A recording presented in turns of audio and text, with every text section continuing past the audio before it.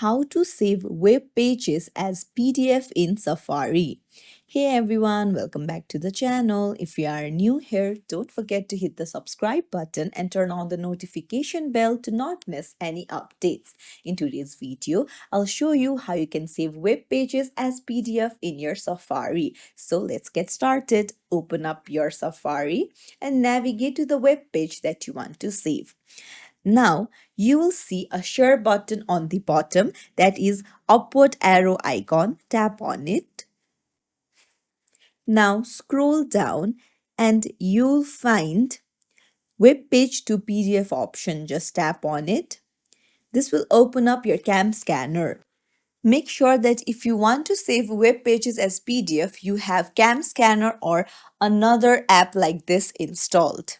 So you can see that the conversion has been done. You can just open it up. Now you can see that the web page is now converted into PDF. So you can just edit the PDF, share it and save it.